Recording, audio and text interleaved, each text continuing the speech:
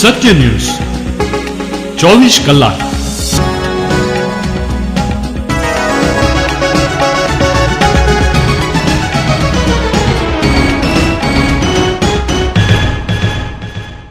નમસ્કાર દર્શક મિત્રો, હું છું જય પટેલ અને આપ નિહાળી રહ્યા છો સત્ય ન્યૂઝ। સમાચારો વિસ્તારથી જોઈએ પહેલા એક નજર કરી લઈએ આજના મુખ્ય સમાચારો ઉપર।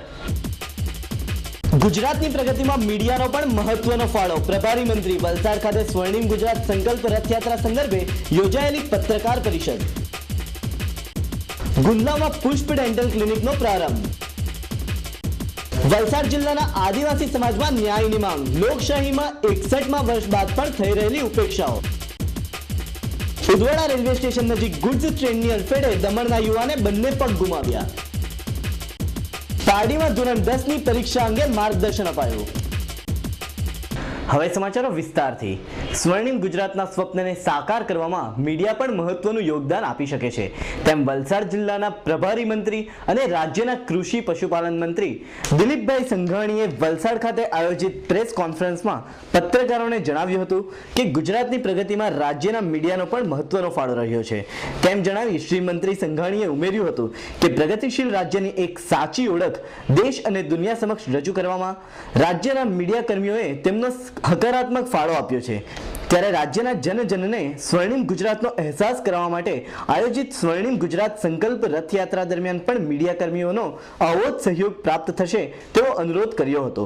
વહેલી પરોઢે આયોજિત પ્રેસ કોન્ફરન્સમાં મીડિયા કર્મીઓની હાજરી જોઈને સંતોષ વ્યક્ત કરતા મંત્રીશ્રીએ સ્વર્ણિમ ગુજરાતની ઉજવણી મીડિયા કર્મીઓના આવા હકારાત્મક વલણથી સાર્થક થશે તેવી લાગણી વ્યક્ત કરી હતી। ઉત્સવપ્રિય એવી ગુજરાતની સંસ્કૃતિ સાથે રાજ્ય અને રાષ્ટ્રના વિકાસને જોતરીને જનજનના રાજ્ય તથા રાષ્ટ્રપ્રેમને જગાડવાની પરંપરા રાજ્યના મુખ્યમંત્રી શ્રી નરેન્દ્રભાઈ મોદીએ ઉજવણી અને ઉત્સવો શરૂ કરી છે। તેમ જણાવી શ્રી સંઘાણીએ વાઇબ્રન્ટ ગુજરાત પતંગ મહોત્સવ જેવા કાર્યક્રમો થકી રાજ્યમાં કરોડો રૂપિયાનું મૂડીરોકાણ થયું હોવાની સાથે પતંગ ઉદ્યોગ, વાંસ ઉદ્યોગ અને કાગળ ઉદ્યોગ જેવા લઘુ ઉદ્યોગના કારીગરો પરિવારોને પણ આનાથી રોજગારી મળી શકે છે તેમ જણાવ્યું હતું। આજે રાજ્યના પ્રત્યેક નાગરિક જે સ્થિતિમાં છે તે સ્થિતિથી એક ડગલું આગળ વધવાનો સંકલ્પ કરે તો રાજ્યના 5.5 કરોડ લોકોનું એક ડગલું મળીને રાજ્ય 5.5 કરોડ ડગલા આગળ વધે તેવો નિર્ધાર સંકલ્પ રથયાત્રાનો હોવાનું તેમણે જણાવ્યું હતું। પ્રત્યેક નાગરિક સ્વર્ણિમ ગુજરાતની ઉજવણી જોડાઈને તેનું યોગદાન રાજ્યને અર્પે અને જેનાથી તેનામાં પણ રાજ્યના વિકાસમાં પોતાનો સહયોગ હોવાની પ્રતીતિ થાય તેવા ઉદ્દેશ સાથે રાજ્ય સરકાર દ્વારા ગામે ગામ સ્વર્ણિમ રથયાત્રાનું આયોજન કરવામાં આવ્યું છે તેમ મંત્રીશ્રીએ કાર્યક્રમની રૂપરેખા આપતા વધુમાં ઉમેર્યું હતું।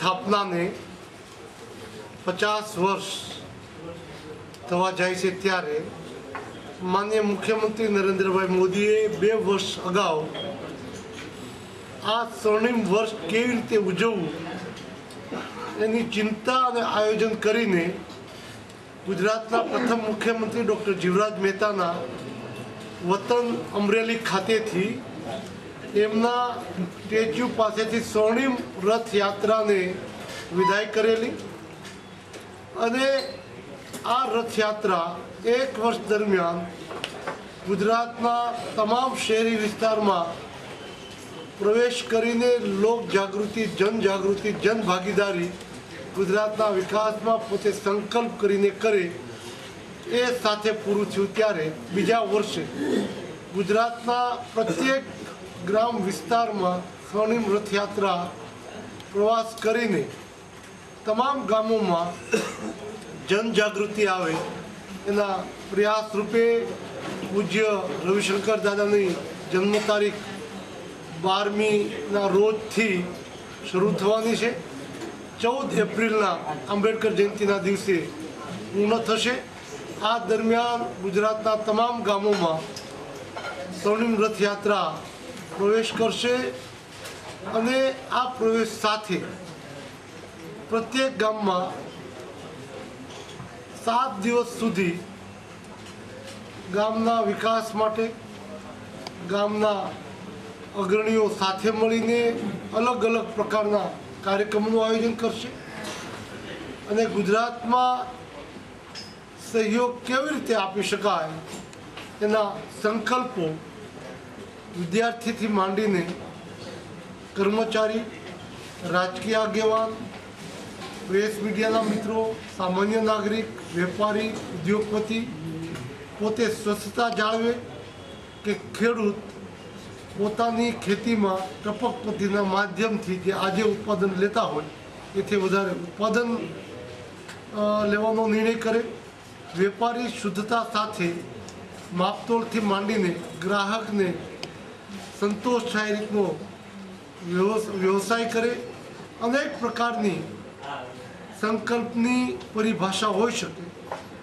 મેં યુવાન પોતાના 100 કલાક આપે એ જે વાત માનનીય મુખ્યમંત્રીએ કરી છે, એટલે કે ગુજરાતનો પ્રત્યેક નાગરિક જે 100 કલાક આપવાનો છે એ યુવાનોના વિચારો સાથે 95 વર્ષના વડીલ પણ 100 કલાક આપીને પોતાના જીવનના અનુભવો કોઈ સ્કૂલમાં કે યુવાનોમાં કે ખેડૂતોમાં જઈને વર્ણવીને સારી રીતે કેવી રીતે જીવન જીવી શકાય, તો એ પણ મારી દૃષ્ટિથી યુવાન છે.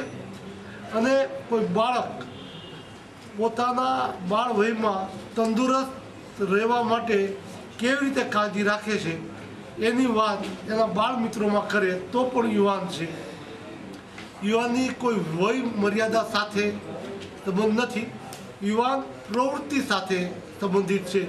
એવી રીતે ગુજરાતનો પ્રત્યેક નાગરિક રાજ્યના વિકાસમાં કોઈને કોઈ સંકલ્પ કરીને ગુજરાતના વિકાસમાં સહભાગી બને એના માટેની જનજાગૃતિ માટે સહયોગ પ્રાપ્ત કરવા માટે આપ સૌના માધ્યમથી રાજ્યના મુખ્યમંત્રી જનનો સહયોગ મેળવવા માટે આજે આ પત્રકાર પરિષદ મારા પ્રભારી જિલ્લામાં રાખી છે. આપ સૌ સહયોગ આપ્યો એ બદલ આભાર.